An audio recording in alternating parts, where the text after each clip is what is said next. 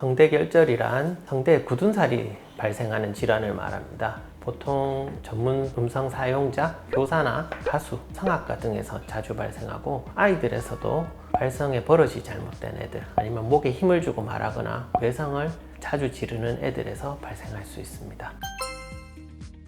성대결절의 증상은 대표적으로 자주 반복되는 목소리의 변화입니다. 신목소리가 자주 나타나게 되고요.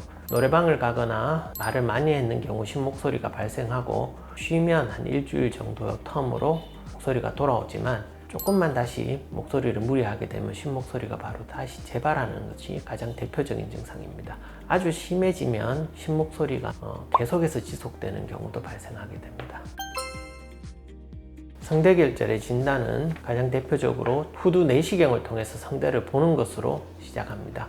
이후에 성대에 이상이 있을 때는 후두 미세 진동 검사를 통해서 성대의 움직임도 관찰하게 되고요. 음성 검사기를 통해서 음성 검사를 하게 됩니다. 그래서 평상시 목소리가 얼마나 나쁜지 아니면 병의 정도가 얼마나 심한지 저희들이 체크하게 됩니다. 성대결절의 치료는 원칙적으로 음성치료입니다. 음성치료라는 것은 우리들이 말하는 발성 등에 대한 재활치료를 의미하며 여러 가지 방법에 의해서 성대가 좀 더 부드럽게 닫히면서 발성을 할 수 있도록 훈련을 시켜주는 게 첫 번째입니다. 발성 방법이 똑바로 되면 성대의 굳은 살은 자연스럽게 천천히 없어지게 됩니다.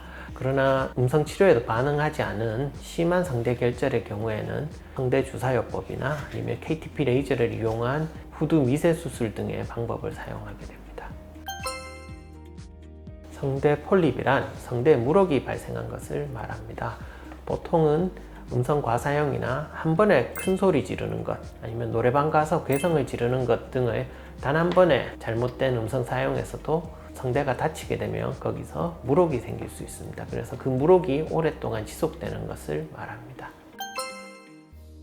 성대 폴립의 증상은 성대 결절과 비슷하게 물혹 자체가 성대의 진동을 방해하여 목소리 이상을 생기게 하는 것입니다. 이것은 성대 결절과 달리 음성 휴식을 하더라도 목소리가 되돌아오지 않습니다. 그리고 음성 검사를 해보면 성대 결절보다도 훨씬 더 안 좋은 음성 상황을 볼 수 있습니다. 성대 폴립의 진단은 성대 결절과 마찬가지로 후두 내시경으로 성대를 직접 관찰하는 것이 가장 중요하게 되겠습니다. 이후 병변의 정도, 심각한 정도를 보기 위해 후두 미세 진동 검사와 음성 검사를 진행하게 됩니다. 성대 폴립의 치료는 성대 결절과 달리 크기에 따라서 조금 나뉘게 되는데요. 아주 작은 경우에는 저희가 특별한 치료 없이 한 몇 달간 지켜보게 됩니다. 그러나 작은 경우에도 계속해서 지속된다면 수술이나 성대 주사 등의 치료가 필요한 경우가 있고요. 성대 폴립이 만약 크다면 그것은 수술을 해야지 낫게 되는 경우가 대부분입니다.